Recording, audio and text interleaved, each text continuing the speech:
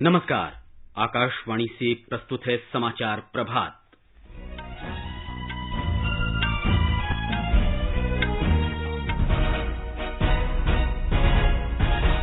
नरेंद्र मोदी सरकार के दूसरे कार्यकाल का पहला वर्ष आज पूरा। भारतीय जनता पार्टी इस उपलक्ष्य में सभी जिलों में ऑनलाइन रैलियां आयोजित करेगी। श्रम और रोजगार मंत्रालय ने रोजगार की तलाश करने वाले युवाओं के लिए ऑनलाइन व्यावसायिक कौशल प्रशिक्षण शुरू किया। देश में कोविड-19 से स्वस्थ होने वालों की दर बढ़कर लगभग 43% हुई। 71,000 से अधिक लोग ठीक हुए। वंदे भारत मिशन के अंतर्गत खाड़ी देशों में फंसे भारतीयों को वापस लाने के लिए 17 उड़ानें संचालित की जाएंगी। अमेरिकी राष्ट्रपति डोनाल्ड ट्रंप ने कोरोना वायरस से निपटने को लेकर विश्व स्वास्थ्य संगठन से संबंध समाप्त करने की घोषणा की। और प्रधानमंत्री नरेंद्र मोदी कल आकाशवाणी पर मन की बात कार्यक्रम में अपने विचार साझा करेंगे।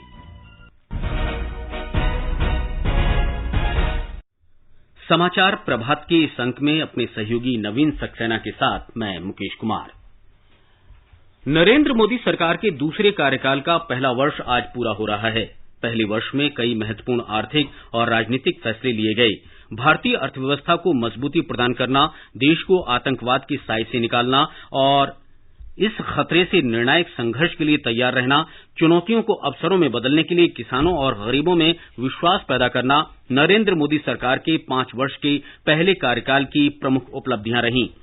दूसरे कार्यकाल के पहले वर्ष में एनडीए सरकार ने नए भारत के सपने को साकार करने पर जोर दिया। पिछले वर्ष मई में लोकसभा चुनाव में जीत के बाद प्रधानमंत्री नरेंद्र मोदी ने अपने भाषण में कहा था कि देश में अब केवल 2 जातियां होंगी, पहली गरीब और दूसरी वे जो गरीबी दूर करना चाहते हैं। सरकार ने इस दिशा में कोई कोर कसर नहीं छोड़ी है। मैं बड़े संतोष के साथ कह सकता हूं कि 2019 में ये सरकार देश के गरीबों ने बनाई। हमारे देश में गरीब एक राजनीतिक संवाद विवाद का ही विषय रहा। 5 साल के कार्यकाल में हम कह सकते हैं कि हमने ये जो भ्रमजाल थी उसमें से हमने छेद करने में सफलता पाई है। गरीबों के साथ जो छल चल रहा था उस छल में हमने छेद किया है और हम सीधे गरीब के पास पहुंचे हैं। हमारे संवाददाता ने राष्ट्रीय जनतांत्रिक गठबंधन सरकार के पिछले 1 वर्ष के कार्यकाल के दौरान किए गए कार्यों का आकलन किया है। जम्मू कश्मीर से अनुच्छेद 370 और अनुच्छेद 35A की समाप्ति, राम मंदिर निर्माण की प्रक्रिया में तेजी लाना, मुस्लिम महिलाओं को न्याय दिलाने के लिए 3 तलाक पर पाबंदी और नागरिकता संशोधन कानून को लागू कराने जैसे कदम नरेंद्र मोदी सरकार के दूसरे कार्यकाल के पहले वर्ष के प्रमुख निर्णयों में शामिल हैं। इसके अलावा प्रधानमंत्री किसान सम्मान निधि का विस्तार कर सभी किसानों को 6,000 रूपये सालाना देना, छोटे सीमांत किसानों के साथ साथ छोटे व्यापारियों को पेंशन जैसे कदम भी इस अवधि में उठाए गए। इस कार्यकाल में सरकार ने नए जल शक्ति मंत्रालय का भी गठन किया। प्रधानमंत्री नरेंद्र मोदी के मजबूत और निर्णायक नेतृत्व ने देश की विदेश और रक्षा नीतियों को नई दिशा दी, जिससे अंतर्राष्ट्रीय पटल पर भारत को देखने का नजरिया बदला। तीनों सेनाओं में बेहतर समन्वय और संसाधनों के अधिकतम प्रयोग के उद्देश्य से चीफ ऑफ डिफेंस स्टाफ का पद सृजित किया गया। इस अवधि के दौरान वैश्विक मंदी के बावजूद देश की अर्थव्यवस्था को सरकार ने पटरी पर बनाए रखा। इन कदमों के अलावा वर्तमान में कोविड-19 महामारी में सरकार द्वारा इसके प्रसार को रोकने के साथ ही लोगों के हितों का ख्याल रखने के लिए कई कारगर फैसले भी लिए गए। चाहे वो 20 लाख करोड़ रुपए का पैकेज हो या किसानों, प्रवासी मजदूरों और महिलाओं को अनाज और आर्थिक सहायता, सरकार के सभी निर्णयों में देश के हर नागरिक के कल्याण की प्रतिबद्धता दिखती है। दिवाकर, आकाशवाणी समाचार, दिल्ली। श्रम और रोजगार मंत्रालय ने अपनी राष्ट्रीय करियर सेवा परियोजना के अंतर्गत गैर पंजीकृत नौकरी तलाशने वाले लोगों के लिए निःशुल्क ऑनलाइन व्यावसायिक कौशल प्रशिक्षण शुरू किया है।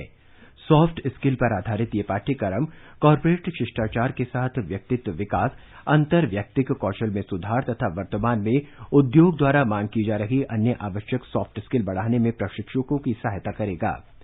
प्रशिक्षण मॉडल एनसीसी पोर्टल पर हिंदी और अंग्रेजी में उपलब्ध है। श्रम मंत्रालय राष्ट्रीय रोजगार सेवा में बदलाव के लिए एनसीएस परियोजनाओं को कार्यान्वित कर रहा है, जिससे नौकरी ढूंढने जैसी विभिन्न रोजगार संबंधी सेवाएं, करियर सलाह, कौशल विकास पाठ्यक्रमों संबंधी सूचना और एनसीएस के ऑनलाइन पोर्टल के माध्यम से शिक्षा और प्रशिक्षण उपलब्ध कराया जा सकेगा। नेशनल करियर सर्विस ने कोविड-19 महामारी की वजह से श्रम बाजार में उत्पन्न चुनौतियों से निपटने के लिए कई कदम उठाए हैं। एनसीएस द्वारा लॉकडाउन की अवधि के दौरान लगभग 76 ऑनलाइन रोजगार मेलों का आयोजन किया गया। इस तरह के मेलों के आयोजन का उद्देश्य नौकरी चाहने वालों और नियोक्ताओं को एक दूसरे के संपर्क में लाना है और इन मेलों में उम्मीदवार के आवेदन करने से लेकर चयन और नियुक्ति तक की प्रक्रिया ऑनलाइन पूरी की जाती है। इसके अलावा रोजगार चाहने वाले लोगों को इन नौकरियों तक सीधी पहुंच देने के लिए एनसीएस पोर्टल पर घर से ही काम करने जैसी नौकरियां और ऑनलाइन प्रशिक्षण कार्यक्रम का एक विशेष लिंक भी बनाया गया है। एनसीएस पोर्टल पर लगभग 1 करोड़ सक्रिय नौकरी चाहने वाले और 54,000 नियोक्ता पंजीकृत हैं। इसके अलावा लगभग 73 लाख रिक्तियां पोर्टल के माध्यम से संगठित की गई हैं। अब तक 200 मॉडल करियर केंद्रों सहित लगभग 1000 रोजगार कार्यालयों को एनसीएस से जोड़ा जा चुका है। आनंद कुमार, आकाशवाणी समाचार, दिल्ली। स्वास्थ्य मंत्रालय ने कहा है कि देश में कोरोना वायरस से पीड़ित कुल 71,105 रोगी स्वस्थ हुए हैं और ठीक होने की दर बढ़कर करीब 43% हो गई है।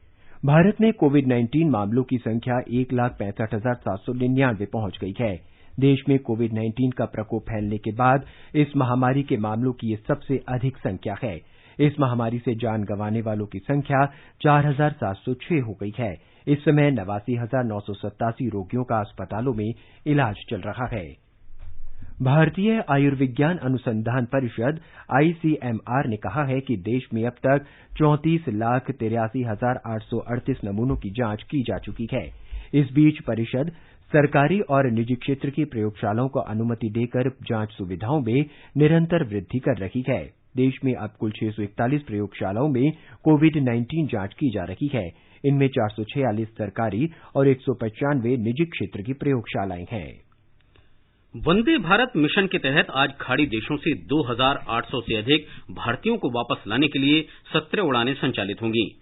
संयुक्त अरब अमारात से 8 विमान रवाना होंगे। दुबई से कोच्चि, कन्नूर, कोझिकोड, तिरुवनंतपुरम, हैदराबाद, लखनऊ और दिल्ली के लिए 7 उड़ानें आएंगी। एक विमान अबुधाबी से कोझिकोड के लिए रवाना होगा। जेद्दाह से एक उड़ान कोझिकोड के लिए निर्धारित है। कुवैत से एक विमान कन्नूर और बहरीन से एक विमान कोझिकोड के लिए रवाना होगा। हमारी संवाददाता ने बताया है कि ओमान से जयपुर, अहमदाबाद और तिरुवनंतपुरम के लिए 3 उड़ानें, जबकि दोहा से दिल्ली, अहमदाबाद और कोच्चि के लिए भी 3 उड़ानें निर्धारित हैं। वंदे भारत मिशन उड़ान के तहत शुक्रवार को खाड़ी देशों से 2200 से भी ज्यादा लोग स्वदेश पहुंचे। पहुंचने वालों में से ज्यादा संख्या काम छूट जाने वाले श्रमिक वर्ग, गर्भवती महिलाएं, बुजुर्ग, मेडिकल इमरजेंसी केसेस और कुछ जिनके घरों में कुछ त्रासदी का सामना करना पड़ रहा हो। आज लगभग 17 उड़ानें खाड़ी देशों से संचालित की जाएगी, जिसमें 2800 से भी ज्यादा लोगों के भारत लौटने की संभावना है। दुबई से 7 उड़ानें, आबू धाबी से 1, मस्कट और दोहा से 3-3 उड़ानें, जिद्दा, बहरीन और कुवैत से 1-1 उड़ान निर्धारित की गई है। कंचन प्रसाद, आकाशवाणी समाचार, दुबई। भारतीय रेल श्रमिक स्पेशल रेलगाड़ियों से अब तक 52 लाख से अधिक यात्रियों को उनके गृह राज्य पहुंचा चुकी है।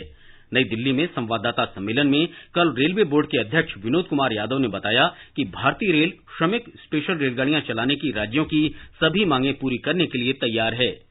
रेलवे ओरिजिनेटिंग स्टेट की जो भी डिमांड आ रही है उसके हिसाब से ये श्रमिक स्पेशल ट्रेनें प्रोवाइड कर रही हैं और धीरे धीरे ऐसा लग रहा है कि जो ओरिजिनेटिंग स्टेट की डिमांड्स हैं वो कम होने लगी हैं। कल 137 ट्रेनें चली हैं और परसों 172, जबकि भारतीय रेल ने इस दौरान एक दिन 279 ट्रेनें चलाई हैं। पिछले हफ्ते का जो हमारा एवरेज रहा है करीब 250 ट्रेनों का रहा है। इस बीच रेल मंत्रालय ने अपील की है कि रोगी, गर्भवती महिलाएं, 10 वर्ष से छोटे बच्चे, 65 वर्ष से अधिक आयु के लोग जरूरी होने पर ही रेल यात्रा करें। ये अपील यात्रा के दौरान हुई कुछ मौतों को लेकर की गई है। मंत्रालय ने कहा है कि प्रवासियों को घर भेजने के लिए भारतीय रेल पूरे देश में रोजाना श्रमिक स्पेशल रेलगाड़ियां चला रही है। ये देखा गया है कि इस सेवा का लाभ उठाने वाले लोग पहले से ही किसी बीमारी से ग्रस्त हैं। उन लोगों में कोविड-19 महामारी का खतरा बढ़ जाता है। आकाशवाणी के समाचार सेवा प्रभाग ने कल अपने लाइव फोन इन कार्यक्रम में कोविड-19 पर विशेष परिचर्चा प्रसारित की। परिचर्चा में हिस्सा लेते हुए वरिष्ठ चिकित्सक डॉक्टर प्रसून चटर्जी ने कहा कि लॉकडाउन जल्दी लगाने से देश में मरीजों के स्वस्थ होने की दर बेहतर हुई। This is the positive effect of lockdown you can say कि वायरस को एक जगह पे कंटेन किया गया। आप जब कोई भी एक जगह को कंटेन करते हो और उस जगह के ऊपर ध्यान रखते हो तो कोई भी अनटूवर्ड इफेक्ट होती है तो वो मेडिकल हेल्थ सिस्टम के नजर में आती है। Then definitely the chances of recovery is more. Doctor Prasoon Chatterjee ने इस बात पर जोर दिया कि लॉकडाउन में ढील के बाद लोगों को ज्यादा सतर्क होने की जरूरत है। लॉकडाउन के बाद हमारा रिस्पॉन्सिबिलिटी और बढ़ जाती है क्योंकि नाउ आपको बाहर जाना है, अपना काम भी करना है और साथ में जो चीजों पे हम लोग स्ट्रेस दे रहे हैं उसको आपको फॉलो करना है। आपको बाहर जाना है लेकिन आपको मास्क पहन के ही जाना है। आपको क्राउड से अवॉइड करना ही है। आपको in case you have cough और रेस्पिरेटरी सिम्टम और एनी सिम्टम जो आपको लग रहा है is not normal, contact your doctor. Haryana में कल कोरोना संक्रमण के 217 नए मरीज सामने आए, जबकि 59 लोगों को स्वस्थ होने के बाद विभिन्न अस्पतालों से छुट्टी दे दी गई। गुरुग्राम में कल सर्वाधिक 115 और फरीदाबाद में 31 लोग संक्रमित पाए गए। हरियाणा के स्वास्थ्य विभाग के अनुसार कोविड-19 से संक्रमित लोगों की संख्या बढ़कर 1721 हो गई है और स्वस्थ होने वाले मरीजों की संख्या 940 हो गई है। अब तक 19 लोगों की मृत्यु की खबर है। बिहार में पिछले 24 घंटों में 174 लोगों में कोरोना वायरस संक्रमण की पुष्टि हुई है। राज्य में कोरोना से संक्रमित लोगों की संख्या अब 3359 हो गई है। कल 4 लोगों की मृत्यु के बाद कोरोना से मरने वालों की संख्या 20 तक पहुंच गई है। स्वस्थ हुए मरीजों की संख्या 1209 है, जबकि 2130 लोगों का विभिन्न अस्पतालों में इलाज चल रहा है। कुल संक्रमित मरीजों में से 2368 प्रवासी हैं। ब्यौरा हमारे संवाददाता से। देश के विभिन्न राज्यों से लौटने वाले 2368 प्रवासी कामगारों में पॉजिटिव मामले उजागर हुए हैं। महाराष्ट्र, दिल्ली और गुजरात से लौटने वाले कामगारों में अधिक पॉजिटिव मामले पाए गए हैं। मुख्यमंत्री नीतीश कुमार ने क्वारंटीन केंद्रों पर आ रहे नए लोगों को पुराने आवासित लोगों के साथ नहीं रखने का निर्देश दिया है। उनके लिए अलग रखने की व्यवस्था की जा रही है। 14 दिनों की क्वारंटीन अवधि पूरी हो जाने के बाद 6,40,000 से अधिक लोगों को क्वारंटीन केंद्र से मुक्त कर दिया गया है। राज्य में प्रवासी कामगारों को रोजगार उपलब्ध कराने के लिए टास्क फोर्स का गठन किया गया है। इस बीच राज्य सरकार ने सभी जिलों के लोक सेवा केंद्र RTPS काउंटर को खोलने का निर्देश दिया है। आकाशवाणी समाचार के लिए पटना से कृष्ण कुमार लाल। महाराष्ट्र में कल 8,381 कोविड रोगियों को उपचार के बाद स्वस्थ होने पर विभिन्न अस्पतालों से छुट्टी दे दी गई।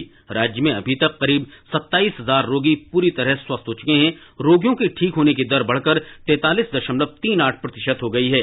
इस बीच मुख्यमंत्री उद्धव ठाकरे ने कल शाम बृहन मुंबई नगर निगम के साथ समीक्षा बैठक की। ब्यौरा हमारी संवाददाता से। MMRDA द्वारा केवल 15 दिनों में BKC में बने 1000 बेड वाले देश के पहले खुले अस्पताल के साथ सोमवार तक मुंबई में लगभग 2500 अतिरिक्त बेड उपलब्ध होंगे। महाराष्ट्र के मुख्यमंत्री उद्धव ठाकरे ने बृहन मुंबई महानगर आयुक्त को कोरोना वायरस रोगियों के बेड के लिए यूनिक ID प्रदान करने और रियल टाइम डैशबोर्ड बनाने का सुझाव दिया है। बारिश के दौरान अन्य रोगियों पर उपचार करने वाले निजी डॉक्टरों को PPE किट प्रदान करने के निर्देश भी उन्होंने नगर निगम को दिए। साथ ही आवश्यक सेवाओं में लगे कर्मचारियों के लिए उपनगरीय रेल सेवा शुरू करने की मांग को लेकर केंद्र सरकार के साथ बातचीत करते रहने के निर्देश भी उन्होंने दिए। उन्होंने कहा कि अस्पताल के कर्मचारियों के साथ साथ आवश्यक सेवाओं में लगे अन्य कर्मचारियों की यातायात के लिए कोई अन्य विकल्प नहीं है और बारिश के मौसम में इसकी अधिक आवश्यकता हो सकती है। माधुरी पांगे, आकाशवाणी समाचार, मुंबई। बंबई उच्च न्यायालय ने महाराष्ट्र सरकार के इस फैसले पर हैरानी व्यक्त की है कि राज्य के प्रत्येक जिले में कोविड-19 के लिए जांच प्रयोगशाला की आवश्यकता नहीं है। मुख्य न्यायाधीश दीपांकर दत्ता और न्यायाधीश के तातेड़ की खंडपीठ रत्नागिरी के एक मछुआरे खलील वास्ता की जनहित याचिका की सुनवाई के दौरान यह प्रतिक्रिया दी। जनहित याचिका में कहा गया कि रत्नागिरी में कोविड मरीजों के लिए केवल 2 अस्पताल हैं और मरीजों को नमूनों की जांच के लिए करीब 200 किलोमीटर दूर सांगली स्थित प्रयोगशाला की यात्रा करनी पड़ती है। महाराष्ट्र सरकार ने इस वर्ष परंपरागत आषाढ़ी वारी पालकी उत्सव को रद्द करने का फैसला किया है। उप मुख्यमंत्री अजित पवार ने पंढरपुर मंदिर न्यास और इससे जुड़े अन्य अधिकारियों के साथ बैठक की। उन्होंने स्पष्ट किया कि सरकार परंपरा को आगे बढ़ाना सुनिश्चित करेगी और विभिन्न संतों की पवित्र चरण पादुकाओं को विमान, हेलीकॉप्टर या बस द्वारा मंदिर पहुंचाने के लिए आवश्यक प्रबंध करेगी, लेकिन पादुकाओं को ले जाने के लिए जुलूस निकालने की अनुमति नहीं होगी। राजस्थान में रात का कर्फ्यू 31 मई के बाद भी जारी रहेगा। मुख्यमंत्री अशोक गहलोत की अध्यक्षता में कल रात हुई उच्च स्तरीय बैठक में यह निर्णय लिया गया। मुख्यमंत्री ने संक्रमित लोगों की संख्या के आधार पर संवेदनशील क्षेत्रों को फिर से परिभाषित करने का निर्देश दिया। एक रिपोर्ट। प्रदेश में कल 298 नए लोगों में कोरोना संक्रमण का पता चला, जबकि 429 लोग संक्रमण मुक्त घोषित किए गए। स्वास्थ्य विभाग के अतिरिक्त मुख्य सचिव रोहित कुमार सिंह ने बताया कि कोरोना संक्रमण के मामले में अन्य राज्यों के मुकाबले राजस्थान की स्थिति बेहतर है। पिछले 6 दिनों से प्रदेश में सक्रिय मामलों की संख्या स्थिर है और रिकवरी रेट भी बढ़ी है। इसी तरह पिछले 3 दिन में प्रवासी लोगों सहित सभी तरह के मामलों में कमी आई है। शहरी क्षेत्रों में कर्फ्यूग्रस्त इलाकों की संख्या भी कम हुई है। इस बीच मुख्यमंत्री अशोक गहलोत आज पंचायत जनप्रतिनिधियों के साथ वीडियो कॉन्फ्रेंस के माध्यम से चर्चा करेंगे। इसमें कोरोना की स्थिति, पेयजल आपूर्ति, मनरेगा कार्य तथा टिड्डी की समस्या जैसे मुद्दों पर चर्चा होने की उम्मीद है। जितेंद्र द्विवेदी, आकाशवाणी समाचार, जयपुर। आगे बढ़ने से पहले एक नजर फिर से मुख्य समाचारों पर। नरेंद्र मोदी सरकार के दूसरे कार्यकाल का पहला वर्ष आज पूरा। भारतीय जनता पार्टी इस उपलक्ष्य में सभी जिलों में ऑनलाइन रैलियां आयोजित करेगी। श्रम और रोजगार मंत्रालय ने रोजगार की तलाश करने वाले युवाओं के लिए ऑनलाइन व्यावसायिक कौशल प्रशिक्षण शुरू किया। देश में कोविड-19 से स्वस्थ होने वालों की दर बढ़कर लगभग 43% हुई। 71,000 से अधिक लोग ठीक हुए। वंदे भारत मिशन के अंतर्गत खाड़ी देशों में फंसे भारतीयों को वापस लाने के लिए 17 उड़ानें संचालित की जाएंगी। अमेरिका के राष्ट्रपति डोनाल्ड ट्रंप ने कोरोना वायरस से निपटने को लेकर विश्व स्वास्थ्य संगठन से संबंध समाप्त करने की घोषणा की और प्रधानमंत्री नरेंद्र मोदी कल आकाशवाणी पर मन की बात कार्यक्रम में अपने विचार साझा करेंगे। तमिलनाडु में राज्य सरकार ने गांवों में रोजगार के नए अवसर उपलब्ध कराने में तेजी लाने के लिए 300 करोड़ रुपए के विशेष वित्तीय पैकेज की घोषणा की है। इसे करीब 4,000 पंचायतों में शुरू किया जाएगा। इस कार्यक्रम में ग्रामीण उद्यमियों को ऋण देना, विभिन्न ग्रामीण उत्पादक संगठनों और ग्रामीण औद्योगिक क्षेत्रों को पूंजी उपलब्ध कराना शामिल है। इस बीच राज्य में कोविड-19 से संक्रमित लोगों की संख्या 20,000 से अधिक हो गई है। मुख्यमंत्री इडापड्डी के पलनीसामी ने कोविड-19 की स्थिति पर विचार विमर्श के लिए कल जिला कलेक्टरों से बातचीत की। पूर्णबंदी का चौथा चरण रविवार को समाप्त हो रहा है, जिसे देखते हुए मुख्यमंत्री ने वीडियो कॉन्फ्रेंस के जरिए संवाद में जिला कलेक्टरों को उन प्रवासी मजदूरों की सहायता करने के लिए कहा जो अपने गृह राज्य वापस जाना चाहते हैं या वहीं रहकर अपना काम शुरू करना चाहते हैं, क्योंकि बहुत सी औद्योगिक इकाइयों ने फिर से काम करना शुरू कर दिया है। जहां तक अपने गृह राज्य लौटे श्रमिकों या नए आने वाले श्रमिकों की बात है, जिला कलेक्टरों को उनकी कोविड-19 संक्रमण जांच करने और उनके काम पर जाने से पहले निश्चित अवधि के लिए संगरोध करने के निर्देश दिए गए हैं। उन्होंने कहा कि चेन्नई के सिवाय बाकी सभी जिलों में स्थिति नियंत्रण में है। चेन्नई में संक्रमण से निपटने के लिए प्रयास तेज किए जा रहे हैं। चेन्नई से जयसिंह की रिपोर्ट के साथ समाचार कक्ष से वीरेंद्र कौशिक। गुजरात में पिछले 24 घंटों के दौरान विभिन्न अस्पतालों से 608 मरीजों को स्वस्थ होने के बाद छुट्टी दे दी गई। राज्य के स्वास्थ्य विभाग ने बताया है कि कल राज्य में संक्रमण के 372 नए लोगों के सामने आने से कुल संक्रमितों की संख्या बढ़कर 15,944 हो गई है। अहमदाबाद जिले में पिछले 24 घंटों में सबसे अधिक 253 मामले दर्ज किए गए हैं। 16 जिलों में से कल 10 से भी कम मामलों की पुष्टि हुई है। राज्य में फिलहाल कोविड-19 के 6,355 सक्रिय मामले हैं। राज्य में से 8,609 मरीज कोरोना वायरस संक्रमण से पूरी तरह से ठीक हुए हैं, जबकि 980 मरीजों ने कोविड-19 से अपनी जान गंवाई है। इस बीच मुख्यमंत्री विजय रूपाणी ने कल प्रवासी श्रमिकों को उनके गृह राज्य में भेजने के लिए मुख्यमंत्री राहत कोष से भारतीय रेलवे को 25 करोड़ रुपए का भुगतान करने का आदेश दिया है। रेलवे और बस जैसे विभिन्न परिवहन साधनों से अब तक 14 लाख से अधिक प्रवासी श्रमिक गुजरात से अपने गृह राज्य में वापस भेजे जा चुके हैं, जिनमें से 10 लाख से अधिक प्रवासी श्रमिक अकेले सूरत जिले में से रवाना हुए हैं। राज्य सरकार की विनती पर केंद्र सरकार ने राज्य के अल्पकालिक कृषि ऋणों के पुनर्भुगतान की समय सीमा 3 और महीने से बढ़ाई है। किसान अब 31 अगस्त तक अपना कृषि ऋण चुका सकते हैं। अपर्णा खुन, आकाशवाणी समाचार, अहमदाबाद। मध्य प्रदेश में सतना जिले में एक जनजातीय दंपत्ति ने प्रधानमंत्री नरेंद्र मोदी के आत्मनिर्भर मंत्र पर कार्य करते हुए अपने गांव में एक कुएं की खुदाई की है। हमारे संवाददाता ने बताया है कि इस दंपत्ति की इस प्रयास से गांव वालों को पेयजल के लिए आत्मनिर्भर बनाया है। सतना जिले के मझगवा जनपद के बरहा मवान गांव में आदिवासी दंपत्ति छोटू मवासी और उनकी पत्नी राजलली ने लॉकडाउन के दौरान 20 दिनों के भीतर 15 फुट गहरा और 5 फुट चौड़ा कुआं खोदने का कारनामा कर दिखाया। पानी की समस्या बहुत थी, तब ये सोच के हम लोग ये करे।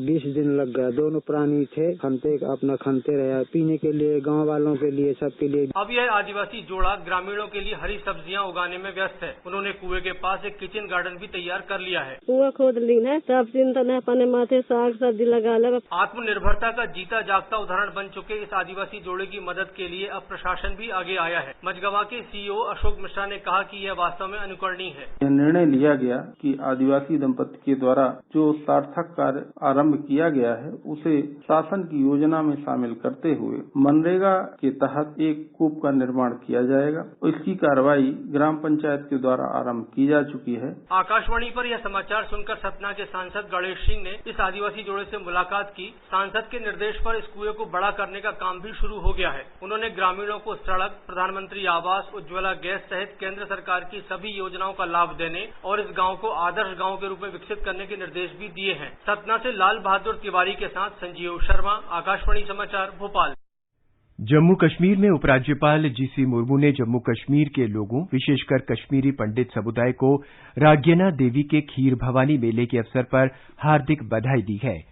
उन्होंने कहा कि ये त्योहार जम्मू कश्मीर के सौहार्दपूर्ण सांस्कृतिक सदाचार का प्रतीक है और इसके शानदार अनेकवाद मूल्यों को दर्शाता है। ये पवित्र मेला आज कश्मीर घाटी के गांदरबल जिले के तुलमुला गांव में आयोजित होना था, लेकिन इसे कोरोना वायरस महामारी के कारण अभूतपूर्व हालात के मद्देनजर धर्मार्थ ट्रस्ट द्वारा रद्द कर दिया गया है। आकाशवाणी का समाचार सेवा प्रभाग विशेषज्ञों की सलाह श्रृंखला में कोविड-19 महामारी के बारे में वरिष्ठ चिकित्सकों की राय प्रसारित करता है। आकाशवाणी से बातचीत में सीताराम भारतीय विज्ञान और अनुसंधान संस्थान नई दिल्ली के वरिष्ठ परामर्शदाता डॉक्टर अमरचंद बजाज ने साफ सफाई के महत्व पर जोर दिया और बताया कि कोरोना वायरस पर नियंत्रण के लिए क्या किया जाना चाहिए। जब तक हमारे पास इनकी ट्रीटमेंट वैक्सीन या मेडिसिन के रूप में ना निकले, तब तक हमें जो प्रिकॉशनरी मेजर्स है वो फॉलो करने हैं। जहां जरूरत ना हो उसमें घर से बिल्कुल बाहर ना निकले, कोशिश करें कम से कम बाहर निकलना है। और जबकि निकलना भी पड़ा घर से बाहर तो कोशिश करें कि जहां आप 2 लोग खड़े हैं, करीब 2 मीटर दूर खड़े रहें, नहीं तो कम से कम 1 मीटर दूर खड़े रहें। आकाशवाणी का समाचार सेवा प्रभाग आज फोन इन कार्यक्रम में कोविड-19 पर विशेष परिचर्चा प्रसारित करेगा। कार्यक्रम रात 9:30 से एफएम गोल्ड और अतिरिक्त मीटरों पर सुना जा सकता है।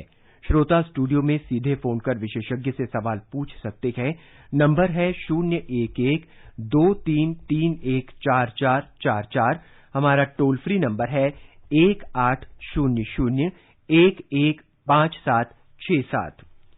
प्रधानमंत्री नरेंद्र मोदी कल आकाशवाणी से सुबह 11 बजे मन की बात कार्यक्रम में देश विदेश में लोगों के साथ अपने विचार साझा करेंगे। मासिक रेडियो कार्यक्रम की ये 65वीं कड़ी होगी। ये कार्यक्रम आकाशवाणी और दूरदर्शन के समूचे नेटवर्क और आकाशवाणी समाचार की वेबसाइट www.newsonair.com और news on AIR mobile app पर उपलब्ध रहेगा। ये कार्यक्रम आकाशवाणी, डीडी न्यूज, प्रधानमंत्री कार्यालय तथा सूचना और प्रसारण मंत्रालय के यूट्यूब चैनलों पर उपलब्ध रहेगा। आकाशवाणी से मन की बात के हिंदी प्रसारण के तुरंत बाद इस कार्यक्रम का क्षेत्रीय भाषाओं में पुनः प्रसारण शाम 8 बजे किया जाएगा। अमेरिका के राष्ट्रपति डोनाल्ड ट्रंप ने कोरोना वायरस से निपटने को लेकर विश्व स्वास्थ्य संगठन से अलग होने की घोषणा की है। उन्होंने विश्व भर में कोविड-19 से हुई मौतों और विनाश के लिए विश्व स्वास्थ्य संगठन और चीन को जिम्मेदार ठहराया है।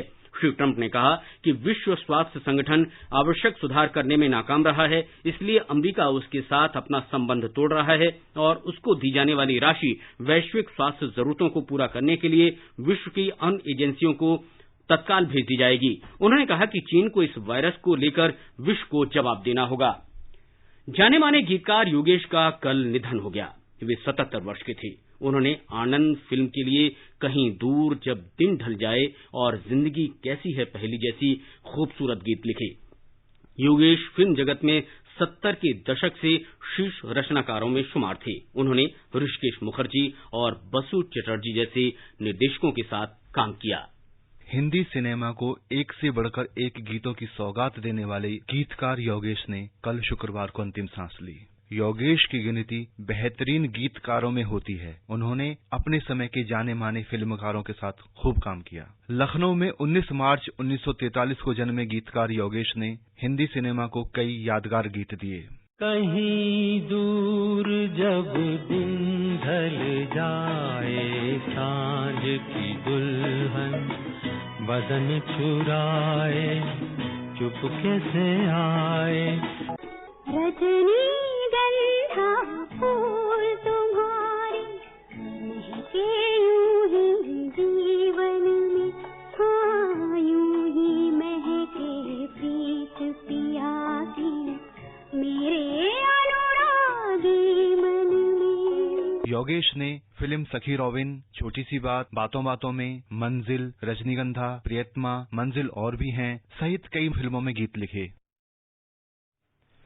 कल रात हरियाणा के रोहतक में 1 घंटे के भीतर 2 भूकंप के झटके आए, जिसे राष्ट्रीय राजधानी दिल्ली में भी महसूस किया गया। राष्ट्रीय भूकंप केंद्र के अनुसार भूकंप का पहला झटका रात 9:08 पर आया। रिक्टर स्केल पर इसकी तीव्रता 4.5 मापी गई। 2.9 की तीव्रता का दूसरा झटका रात करीब 10 बजे इसी स्थान पर आया। और अब एक नजर आज के मौसम पर। दिल्ली में आज न्यूनतम तापमान 22 डिग्री सेल्सियस और अधिकतम तापमान 35 डिग्री सेल्सियस के आसपास रहने की उम्मीद है। राष्ट्रीय राजधानी में गरज के साथ आंधी आने की संभावना है। मुंबई में आंशिक रूप से बादल छाए रहेंगे। न्यूनतम तापमान 28 डिग्री जबकि अधिकतम तापमान 35 डिग्री सेल्सियस के आसपास रहने का अनुमान है। केंद्र शासित प्रदेश जम्मू कश्मीर में जम्मू में न्यूनतम तापमान 25 डिग्री और अधिकतम तापमान 37 डिग्री सेल्सियस के आसपास रहेगा। जम्मू में आंशिक रूप से बादल छाए रहेंगे, साथ ही बारिश होने और गरज के साथ आंधी आने या धूल भरी तेज हवाएं चलने की संभावना है। गिलगित में न्यूनतम तापमान 15 डिग्री और अधिकतम तापमान 32 डिग्री सेल्सियस के आसपास रह सकता है। आसमान साफ रहेगा, कहीं कहीं हल्की वर्षा हो सकती है। मुजफ्फराबाद में आंशिक रूप से बादल छाए रहेंगे, बारिश होने और धूल भरी आंधी आने की उम्मीद है। न्यूनतम तापमान 16 डिग्री सेल्सियस जबकि अधिकतम तापमान 36 डिग्री सेल्सियस तक रह सकता है। समाचार कक्ष से मृगनयनी पांडे। ये समाचार हमारी वेबसाइट newsonair.com/hindi पर भी उपलब्ध हैं। और नवीन, अब आप बताएं कि आज के समाचार पत्रों में कौन कौन सी सुर्खियां छाई रहीं। मुकेश मोदी सरकार के दूसरे कार्यकाल का पहला वर्ष पूरा होने पर प्रधानमंत्री का देशवासियों के नाम संदेश आज के सभी अखबारों में है। हिंदुस्तान का शीर्षक है, भारत का भविष्य कोई आपदा तय नहीं कर सकती। नवभारत टाइम्स लिखता है, एक हाथ में कर्म और कर्तव्य तो दूसरे हाथ में सफलता सुनिश्चित है। दैनिक जागरण प्रधानमंत्री ने दिखाई राहत शीर्षक से लिखता है, अर्थव्यवस्था को फिर पटरी पर लाना दुनिया के सामने सबसे बड़ी चुनौती। राजस्थान पत्रिका का कहना है, देश में व्यवस्थाओं को जड़ता और भ्रष्टाचार से बाहर निकलते हुए देखा। राष्ट्रीय सहारा मोदी सरकार के 6 साल शीर्षक से लिखता है, दुनिया के लिए मिसाल बनी भारतीय लोकतंत्र की शक्ति। पंजाब केसरी लिखता है, सीएम से चर्चा के बाद गृहमंत्री ने पीएम को दिया फीडबैक, सब निगाहें अब इन 2 दिग्गजों पर। हिंदुस्तान का शीर्षक है, दिल्ली में मॉल खोलने की तैयारी। दैनिक जागरण की सुर्खी है, पाबंदियों और ढील पर राज्यों की बढ़ सकती है भूमिका। कोरोना संक्रमण पर पंजाब केसरी ने देश के 42.89% रोगियों के स्वस्थ होने की खबर दी है। दैनिक जागरण ने दिया है कि ट्रंप ने WHO से तोड़ा रिश्ता, चीन पर भी पाबंदियां। जनसत्ता के अनुसार भारत ने कहा, चीन विवाद पर मोदी ट्रंप में कोई बात नहीं हुई। अमर उजाला के मुताबिक चीन बोला, किसी तीसरे की जरूरत नहीं, भारत के साथ सुलझा लेंगे सीमा विवाद। पत्र लिखता है, लद्दाख में भारतीय सैनिकों की ज्यादा तैनाती से चीन ने पीछे खींचे कदम। दैनिक भास्कर ने 3 शख्सियतों का निधन शीर्षक से लिखा है, भाजपा नेता भंवरलाल, जाने माने ज्योतिषी बेजान दारूवाला और छत्तीसगढ़ के पहले मुख्यमंत्री अजीत जोगी नहीं रहे। अमर उजाला ने लिखा है, जिंदगी कैसी है पहेली के गीतकार योगेश नहीं रहे। और अंत में मुख्य समाचार एक बार फिर। नरेंद्र मोदी सरकार के दूसरे कार्यकाल का पहला वर्ष आज पूरा। भारतीय जनता पार्टी इस उपलक्ष्य में सभी जिलों में ऑनलाइन रैलियां आयोजित करेगी। श्रम और रोजगार मंत्रालय ने रोजगार की तलाश करने वाले युवाओं के लिए ऑनलाइन व्यावसायिक कौशल प्रशिक्षण शुरू किया। देश में कोविड-19 से स्वस्थ होने वालों की दर बढ़कर लगभग 43% हुई। 71,000 से अधिक रोगी ठीक हुए। वंदे भारत मिशन के अंतर्गत खाड़ी देशों में फंसे भारतीयों को वापस लाने के लिए 17 उड़ानें संचालित की जाएंगी। अमेरिका के राष्ट्रपति डोनाल्ड ट्रंप ने कोरोना वायरस से निपटने को लेकर विश्व स्वास्थ्य संगठन से संबंध समाप्त करने की घोषणा की। इसके साथ ही समाचार प्रभात का ये अंक समाप्त हुआ। नमस्कार।